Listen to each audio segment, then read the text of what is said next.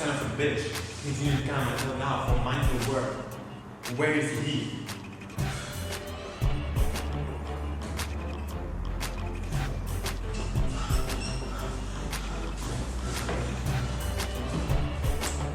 Teacher, can I come in? Well, it's a long story. So I was watching a series, and then I slept, and then I woke up again, and I completed watching the series. It was amazing to me, and I was like, after, oops, I had like no time to make mindful work, but you know, the universe works in mysterious ways, and here I am now, ready for mindful work at 6:30 p.m. So, can I come in? Seriously? You told me that you will change your behavior like 100 freaking times. Honestly, you need to earn my trust once again because I'm honestly so done at you. I have no fucking self-discipline. Okay, so this was me 2 months ago or so, and this whole video is about how I earned my self-discipline. So, if you are interested in that, then keep on watching. This is the second episode of Quarantine Glow Up Diaries. So, you may be wondering, why should you even care about developing your self-discipline? Well, after I found my true passion at the first month or two of quarantine, which is writing and creating YouTube videos, I decided to open an Instagram where I will be able to develop my writing skills and stay consistent with writing. In order to build an audience on Instagram and achieve one of my dreams, which is being a bestseller author. Between, I am writing my debut book, and I would love to know whether you are interested to know more about my writing process in one of my upcoming videos. But anyways, I truly believe that my vocation is making people believe once again in words magic. But honestly, I was a big procrastinator, so I needed to develop and master my discipline skills in order to achieve any of those plans. I'm actually hearing some noise at the back. Oh, I can see a student raising his hand. Yeah, speak up.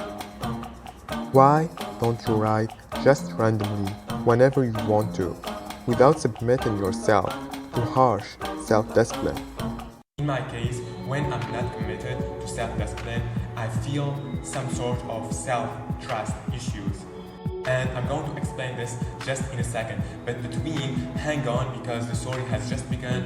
And if you like this video so far, please don't forget to give it a thumbs up, and don't forget to subscribe to my channel and hit the ring bell to keep up to date to all my videos.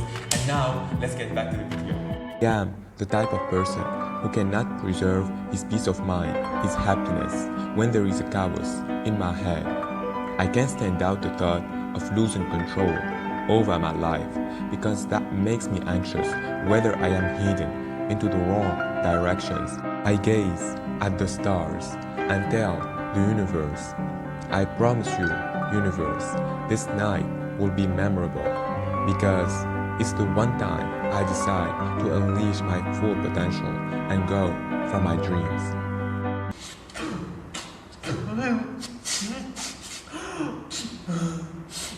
This is so moving, right?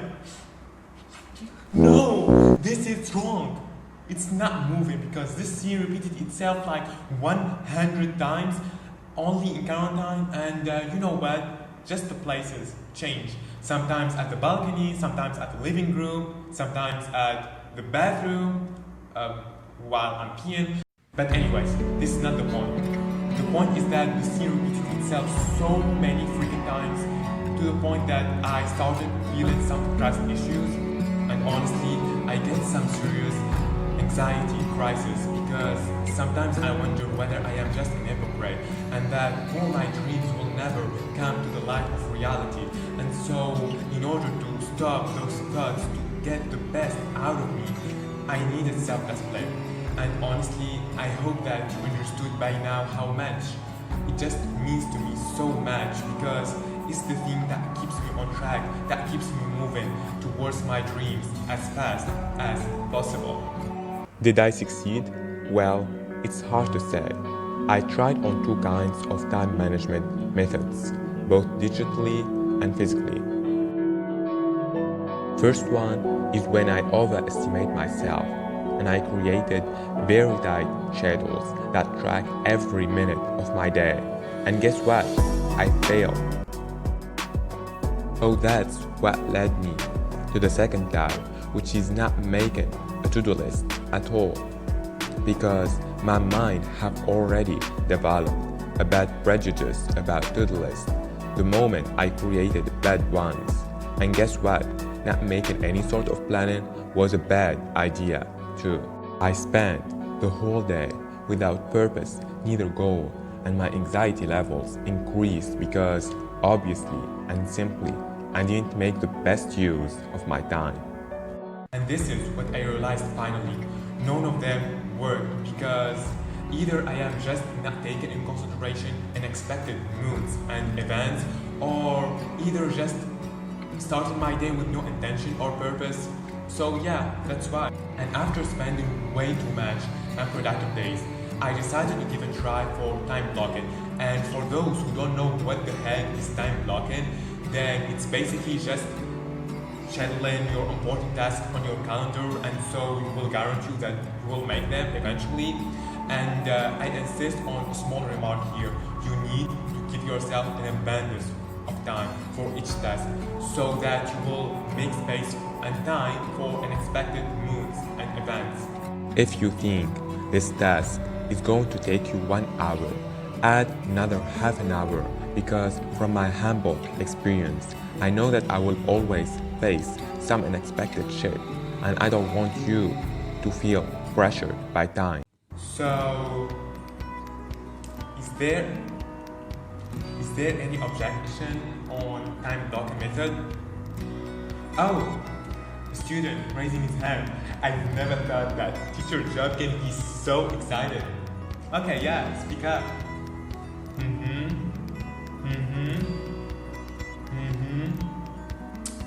So what you're saying is basically that probably time blocking will add unnecessary pressure on you, as you will try to finish those tasks no matter what? This is an interesting question, but yeah, I got the answer for it. Well, I feel you. For so long, I got that voice inside my head on every morning. Why would you waste your time planning when you can already skip to the actual work? Honestly, you got the wrong idea about time blocking, because time blocking just keeps you on track and keeps you moving throughout your day. But the very first moment you got new plans throughout your day, you can simply change it and you are just on track now. But honestly, when you just look at it from a closer perspective, you will notice that it just frees so much mental space, and to stop wondering throughout your day and just do. So honestly, my final word about this topic is that once you mastered the skill of self-discipline and time blocking your days, at least for once, you really don't want to step back and think that you just figured it out all, because self-discipline is a skill that you master over and over again. And honestly, the right word here is accountability. You need to hold yourself accountable in order not to find yourself in the wrong paths, I guess. And so you really need to stay conscious and to push yourself to stay on track in order not to find yourself in the wrong directions. So I think that my message for this video is you need to hold yourself accountable and to just stick to your good habits. And so finally, I would love to know what other time management methods have you ever used, and of course, how was your current time? And so I would love to hear about all your thoughts, experiences, opinions. And please, as I said, please, if you like this video, give it a thumbs up and subscribe to my channel and hit the ring bell to keep up to date with all my videos.